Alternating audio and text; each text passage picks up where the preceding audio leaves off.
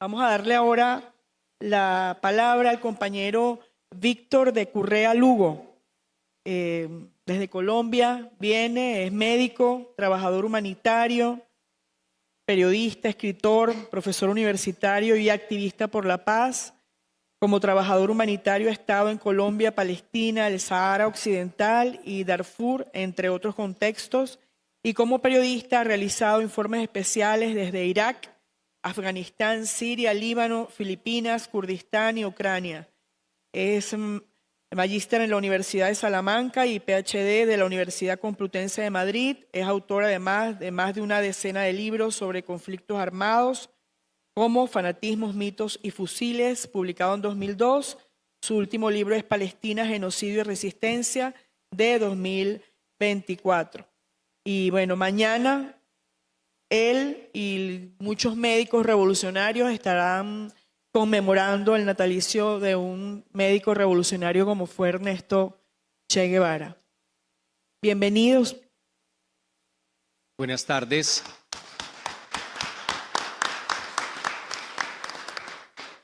Va a ser profundamente difícil decir algo nuevo, sobre todo a esta hora en que ya estamos cansados.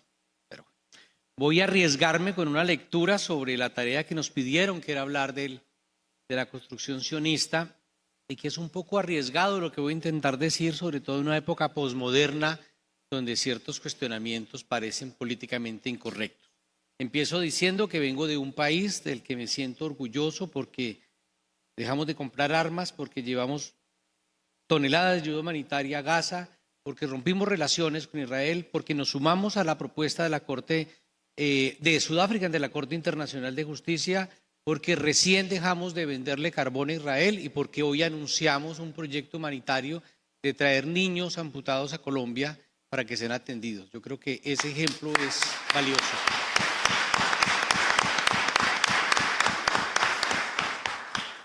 Bueno, tal como se decía esta mañana por parte de las tres personas que hacían parte de la mesa, de la primera mesa, sin duda los judíos han sido perseguidos. Yo creo que eso no tiene discusión y me parece que es de muy poco buen recibo cuando algunos muy pocos pro-palestinos plantean que lo mejor que se puede hacer es negar el holocausto, relativizar. Ese tipo de cosas no me parece sano, y no me parece sano que repitamos esas tácticas sionistas de reescribir la historia o de negar la realidad. Pero recordemos que no solo los judíos han sido perseguidos. Recientemente vemos lo que le pasó a los bosnios en la antigua Yugoslavia, a los tutsi en Ruanda, a los rohingya, un pueblo que vive en Birmania y que ha sido brutalmente perseguido, del cual sabemos muy poco, o el genocidio de los yazidíes por parte del Estado Islámico entre Siria e Irak hace muy poco. Yo creo que, y esta es mi apuesta pues para el debate, por supuesto, creo que el problema tiene que ver con el tipo de estructura política que se adopta a finales del siglo XIX y que nos venden como la panacea, como esto va a ser la solución a todos los problemas del mundo mundial, y se llama el Estado-Nación. Primero, porque no hay un solo Estado-Nación. Yo no he visto ninguno. De pronto las Islas Fiji, pero de resto ustedes ven Bruselas y está dividido. Si no, ahora nuestra amiga de Bélgica nos lo va a contar, o Suecia, que tiene una minoría, o Suiza, no hay un país que sea un Estado-nación. De hecho, Colombia se define como un país plurinacional, Bolivia se define como un país plurinacional. Pero ¿qué ha pasado cuando se empecinan en crear Estados-nación? En eso que llaman compartir ciertos valores. Y a ver, perdónenme el exabrupto, pero hay valores que se comparten en ciertas sociedades que no son más fuertes que los que pueda hacer un club de fútbol. ¿En qué radica esa cohesión? ¿Qué es el pegamento que los tiene? Pues es un acto de fe. Y a partir de ese acto de fe, los nacionalismos que nos han enseñado, revisemos lo que nos enseñó, por ejemplo, el nacionalismo turco, pues el genocidio armenio. El nacionalismo de Yugoslavia, la gran Yugoslavia de la que hablaba Serbia, el gran nacionalismo marroquí de la gran Marruecos que se está engullendo a los saharauis, o hablemos de lo que fue Alemania, la gran Alemania, o en este caso el gran Israel.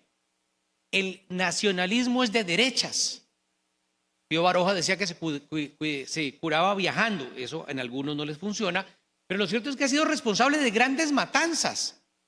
Pues no es una excepción del sionismo, es que los proyectos nacionalistas, esa hegemonía cultural, termina generando inevitablemente este tipo de masacres. Y bueno, ¿qué plantea o qué retos tiene la construcción del sionismo? Dos tareas. Una, definir una geografía, y dos, ¿qué hacemos con lo que están viviendo ahí? Y definir una geografía, esta mañana lo mencionaban, Uganda, Theodor Herz plantea, hombre, que si Argentina, que si Israel, se pensó en otras partes del mundo, y encontrar una geografía. Hay que inventarse una geografía. Y luego de definir dónde, hay que vaciarla de los que hay allí. Es imposible, y eso es lo que yo llamaría la contradicción Balfour, plantear un hogar nacional judío y a su vez el respeto con las minorías locales. Eso es una contradicción de nacimiento. Por tanto, lo que estamos viendo no es el resultado de un daño colateral, hombre, se le fue la mano al sionismo. No, es que eso está en el ADN de los sionistas. En el ADN del sionismo está esos dos proyectos: hacerse a un territorio y limpiar de ese territorio a los que son ajenos al proyecto de ellos. Entonces, como bien lo se decía esta mañana, de hecho no se echa mano de la mitología religiosa en sus comienzos. Es más, el mismo Herz confiesa, y lo dice en su texto, hombre, aquí no sabemos suficientemente hebreo ni para comprar un pasaje de un tren. Y hay que ver toda esa creación que se da para volver de eso. Nos tenemos que volver semitas, tenemos que hablar hebreo. Pero bueno, lo interesante es que eso implica limpiar el territorio. Entonces, ¿cuál es el segundo reto? Pues hacer una limpieza étnica. Porque los de ahí no se van a ir por las buenas. Como los de Bosnia no se quieran ir, como los rohinyá no quieren que los echen, como los kurdos. Es decir, hay una gente ahí que está apostando a quedarse. ¿Y qué toca? Pues un desplazamiento forzado, no hay de otro. Y si revisamos la historia de las limpiezas étnicas, todas terminan en el uso de la violencia. Claro, se requiere una amalgama de noticias, mitos, configuraciones, comunicaciones, discursos, todo lo que ustedes quieran, pero termina en eso, termina un ejercicio de violencia.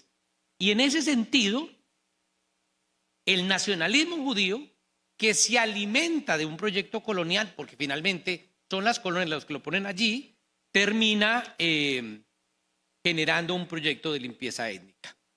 Ahora, recordemos que hay una migración sistemática y organizada desde finales del siglo XIX, como bien lo explicaban, hasta los años 30, y que este proyecto sionista es creado mucho antes de la Segunda Guerra Mundial, mucho antes de la solución final, mucho antes de la Primera Guerra Mundial, mucho antes del Acuerdo Sykes-Picot. Es decir, la gran mentira que nos hemos comido en América Latina de que esto es un mecanismo de compensación por el Holocausto. Pues no, esto fue planeado cuando Hitler todavía no había siquiera nacido y se plantea entonces este tipo de cosas. Pero ahora, hay una cosa interesante, y es que ese proyecto sionista también obedece a la lógica que se repartió Oriente Medio en el Pacto Sykes-Picot, que es copia al pensamiento con que en la famosa conferencia de Berlín se repartieron África. Es decir, el proyecto sionista, que es nacionalista, que luego echa mano de elementos judaicos, que hace una limpieza étnica, es colonial. Y es colonial por muchas cosas, pero admítanme por lo menos una sola: por la forma de distribución del territorio. Es una distribución que no corresponde siquiera en lo más poquito a preguntarle a los locales, ¿ustedes qué opinan? Eso no cuenta.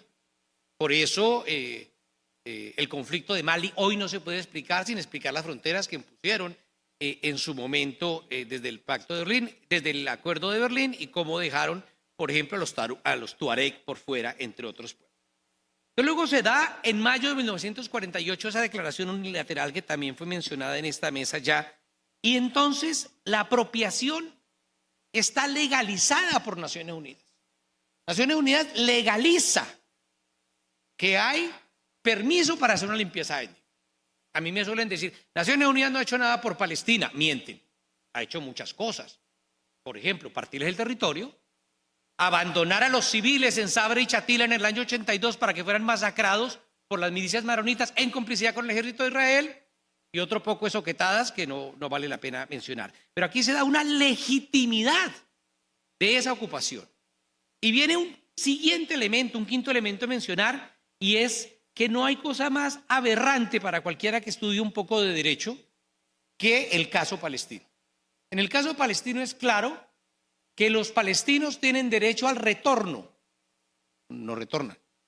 Que Jerusalén es una ciudad con estatuto internacional igual que Belén, eso no existe. Es claro que los asentamientos que construye Israel en territorio palestino son ilegales, eso no le importa a nadie. La Corte Internacional de Justicia hace 20 años dijo que el muro del apartheid, el muro que construye Israel en territorio era ilegal. Y no nos mintamos con creer que ahora la Corte Internacional de Justicia va a salvar a los palestinos, y hace 20 años lo dejó claro, y eso no significó absolutamente nada. El problema es que todo lo que en los problemas esenciales, mi opinión personal, y podemos discutirlo, del conflicto palestino, ya están respondidos en el derecho. Todos. No hay una sola pregunta grande que ya no esté. Incluso la resistencia. El derecho a la resistencia está en el derecho internacional humanitario. Se me fastidia de sobremanera como algunos profesores hablan de hay que diferenciar civiles y combatientes y los convenios de Ginebra. Y dice, pero léete el capitulito aquel de la ocupación y de cómo resistir con las armas no es un delito, ni es terrorismo, ni es un crimen, es un derecho. Y en el caso palestino es un deber. Y si eso no lo entendemos, entonces botemos el derecho al carajo, pero no cojamos el derecho como si fuera un menú. Entonces yo cojo la manzana que quiero aquí o la patata que queda aquí para quedar bien. Incluso desde el punto de vista moral, ¿seríamos capaces de condenar a los partisanos franceses? Porque la violencia solo genera violencia. Así dicen en mi pueblo por lo menos. ¿O vamos a rechazar a la resistencia del gueto de Varsovia? Porque el problema son los medios pacíficos. ¿Será que a Hitler se contuvo con una marcha por la paz?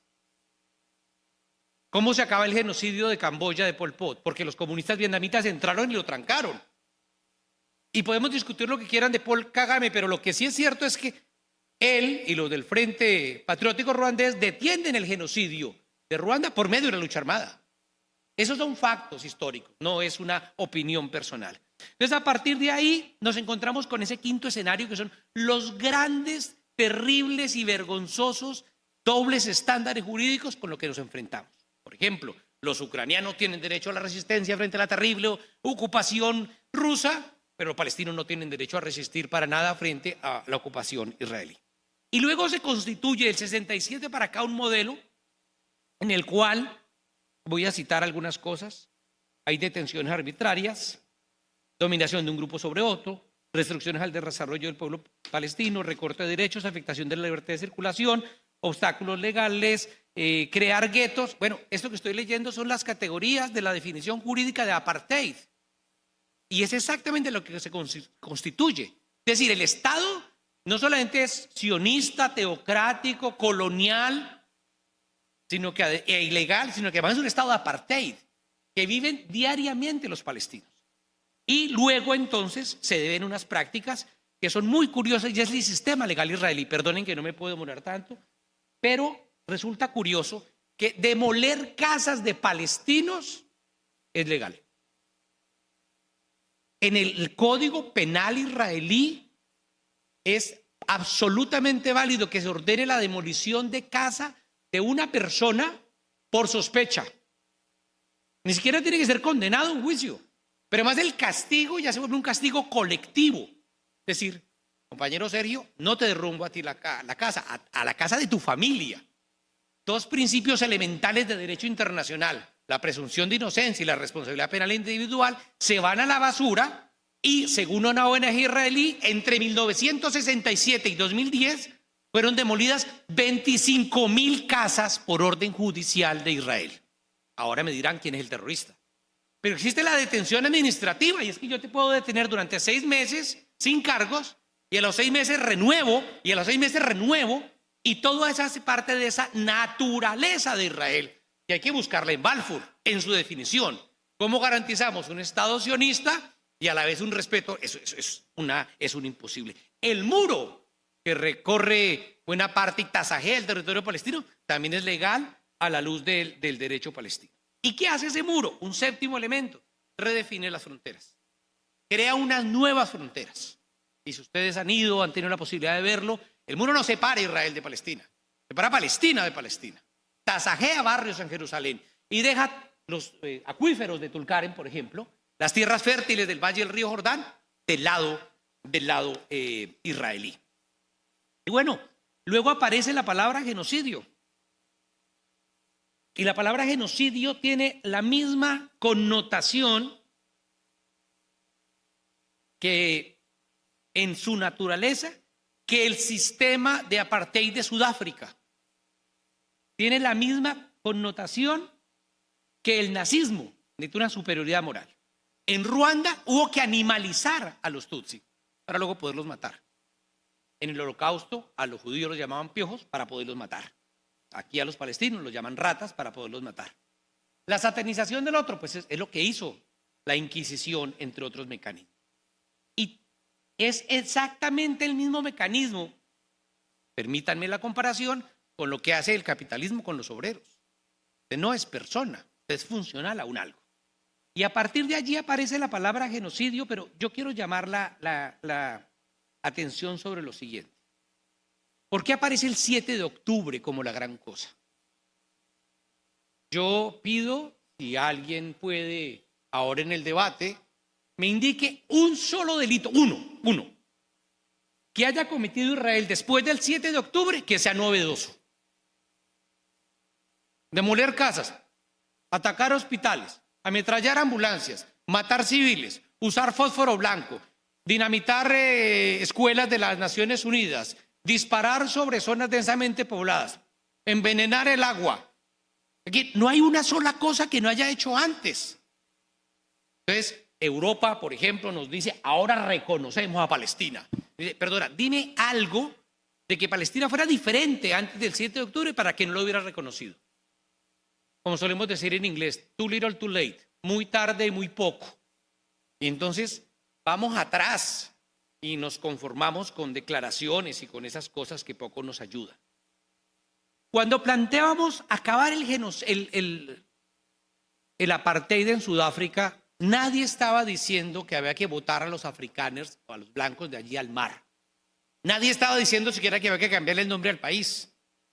Lo que estaba diciendo es que tenemos que acabar con el apartheid porque esencialmente el apartheid es incompatible con el derecho. Es incompatible con el capitalismo moderno, con la democracia capitalista, así de simple. Para quedarnos pues sin hablar de otros modelos. Si en ese sentido planteamos la destrucción de ese Sudáfrica del apartheid, hoy debemos ser conscientes que el problema no es que tan grande o tan poquito quede un Israel sionista. Es que un país sionista, un país excluyente, un país racista, una teocracia de esa naturaleza es incompatible con lo que entendemos como democracia burguesa, simplemente burguesa. Por tanto, sí, hay que plantear el desmantelamiento de Israel, pero ese desmantelamiento de Israel no significa de manera alguna repetir un holocausto, porque mal haríamos en plantear la defensa de la libertad desde el río hasta el mar a raíz, partiendo de una masacre. Y cuando planteamos Palestine will be free from the river to the sea, Palestina será libre desde el río hasta el mar, lo que estamos diciendo es, queremos que ese espacio geográfico, llámese como se llame, esté garantizando igualdad de derechos a las personas. Y esa igualdad de derechos es incompatible con el sionismo. Es absolutamente incompatible. Por tanto, la democracia es un gran enemigo de Israel. Por eso, entre otras cosas, Israel no ha querido acercarse más a la Unión Europea, porque sabe que donde llegue adentro le toca cumplir con una serie de reglas que no va a querer cumplir. Bueno, llegamos a un momento en que se habla mucho de los derechos humanos, pero lo cierto es que esos derechos humanos ni hacen parte del orden internacional, ni hacen parte de la realidad política de hoy en día. Quiero hacer dos comentarios. Bueno, uno es 3 preguntas hago y me respondo de manera atrevida para generar el debate con ustedes aquí o en los corredores. ¿Es posible ser un sionista de izquierda? No. Pero hay gente que se declara sionista de izquierda. 2, ¿es posible que el sionismo no sea apropiador de tierras y motivo de colonización? No. El sionismo es un proyecto expansivo y apropiador de tierras. Y 3, ¿es posible un sionismo que sea compatible con los derechos humanos? No. Y a partir de ahí es que tenemos que dar el debate. Ahora, sea razón o pretexto, la etnificación de la política nos explica en parte y solo en parte las guerras de Yugoslavia, Etiopía, Birmania, Nigeria, Mali, Ruanda. Y la gran crisis etíope con el culto a la etnia es una cosa que merece ser discutida con un poco más de cuidado, más allá de apasionamientos posmodernos que tanto abundan en nuestra época. Pienso, para terminar, que voy a tratar de responder 2 palabras. Primera, una es, tres cosas. Una, ¿cómo planteamos pasar de las narrativas a la solidaridad eficaz? En mi país los camilistas suelen hablar del amor eficaz. Yo quiero hablar de la solidaridad eficaz. ¿Sí? Cómo eso se vuelve una realidad.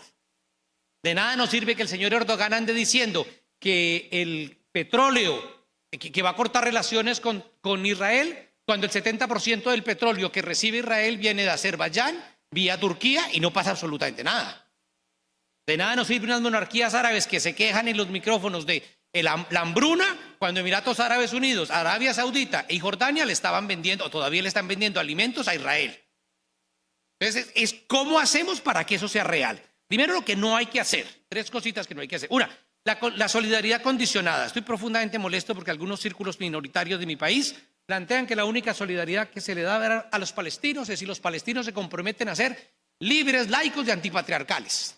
Es decir, yo creo en la autodeterminación, pero yo te voy a decir en qué te autodeterminas. Lo que me parece una contradicción brutal, ¿no? La segunda cosa es esa neutralidad cómplice que en mi país abunda, y es los tibios, una neutralidad como, sí, pero condenas a Hamás, porque lo importante es condenar a Hamás. Y la otra es perder el tiempo esperando cosas, yo personalmente, ni de la ONU, ni del derecho, ni de la academia, ni de la prensa, porque ya sabemos a qué le han jugado. ¿Qué podemos hacer? Yo creo que hay 5 cosas que podemos hacer. Una es educar, marchar, escribir, incidir en la opinión pública. Esto que estamos haciendo acá. Esos artículos que hacen los amigos y amigas del pueblo palestino, lo que están haciendo los estudiantes de Estados Unidos, pero también los estudiantes de Beirut y la gente de muchas partes del mundo. Eso es una tarea que hay que hacer. Porque a veces somos pro-palestinos desde el corazón, pero nos piden hablar desde la cabeza y no aguantamos 2 minutos, porque no tenemos argumentos. 2, boicotear todo lo que se pueda a los que financian el sionismo. Ya sé que si miramos la lista de las organizaciones que financian el sionismo, es como que más fácil acabar con el capitalismo que con el sionismo. O sea, Hewlett Packard no se va a quebrar porque yo no compré un computador, pero no lo voy a hacer y no me voy a tomar una Coca-Cola. Y en eso hay que tener una actitud militante. Y los números de Starbucks han demostrado que sí funciona. Y eso no es poca cosa. Eso no es poca cosa. Pero tenemos además que cortar en lo político relaciones internacionales. Y no vayan a creer que en Colombia eso se consiguió fácil. No hubo disputas, y hay disputas internas, porque el sionismo está ahí. Colombia pasó a la posición de hoy, pero es que hace 2 años éramos la Israel de América Latina, comprando y produciendo fusiles Galil y entrenando paramilitares vía oficiales del ejército de Israel. Eso es lo que tenemos. Entonces, eso hay que darlo. Pero además, el boicot que han enseñado los sindicatos. Hay sindicatos de Bélgica, de España, que dicen, yo ese barco no lo descargo, yo ese barco no lo cargo. Aquí no pasan cosas para él. Y eso es real y eso es militante, afectar la economía. Creo que hay que ir a lo jurídico. Otro espacio, pero no el único. Yo no creo en lo jurídico, porque es una herramienta que hay que usarla, que la Corte Internacional de Justicia, y se va a Sudáfrica, y se suma a Colombia, y se suba a México, y Chile luego habla de la Corte Penal Internacional, y todo eso hay que sumarlo. Por ejemplo, cuando en Sudáfrica se plantea juzgar a todos los militares israelíes que tengan doble nacionalidad con Sudáfrica. Podríamos revisar qué pasa con los militares que tienen doble nacionalidad con Colombia, con Venezuela, con Chile. Yo creo que hay espacios jurídicos donde podemos plantear cosas sin creer, por supuesto, que eso nos va a resolver todo. Hay otra parte que es la parte humanitaria. Yo sé que hay mucha gente que se queja de lo humanitario y dice, no, es que eso es asistencialismo. Hombre, cuando uno está en cualquier guerra con una herida, necesita un médico. Cuando tiene hambre, no necesita un discurso sobre la importancia de la salud como elemento narrativo de la posmodernidad subjetiva del ser. No, ponme un plato de comida. Y hay gente que lo está haciendo poniendo muertos. Y eso es plausible y eso es respetable. Y tenemos que conseguirlo y ampliarlo. ¿Cómo creamos brigadas latinoamericanas de médicos y de médicas que vayamos a ofrecer ayuda real? ¿Cómo conseguimos llevar medicamentos que se están necesitando urgente, especialmente antibióticos, en las zonas del conflicto? Y por último termino, y me quedan 30 segundos, según este cronómetro, con una cosa en la que estoy absolutamente convencido y que creo que produce cierto rubor en algunos círculos, y es reconocer la solidaridad militar.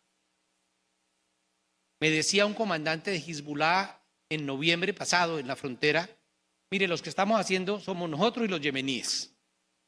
Porque es cierto, hay una cantidad de discursos, de cosas. Yo he publicado un poco el libro, bueno, mis libros sirven para lo mismo, dice el poeta Juan Manuel Roca, que sirve la poesía, ¿no? La poesía es como colocar una rosa en un ferrocarril, o sea, en el riel para descarrilar un tren. Eso es la poesía, dice Roca, y es un gran poeta, ¿no? Bueno, los libros sirven para eso. Esta conferencia, con perdón de mi amigo Sergio, que se hizo, ya se aburrió y se fue, entendible por demás, es lo mismo. O sea, esta conferencia sirve si suma a alguna otra cosa real. No puede ser flor de un día. Y ahí en eso, el ejemplo que nos dan los yemeníes, el ejemplo que nos da la resistencia iraquí, el ejemplo que nos da Irán y el ejemplo real que nos da la gente de Hezbollah no es menor. Y son ellos, fundamentalmente ellos, lo que se estará haciendo frente al sionismo. Muchas gracias.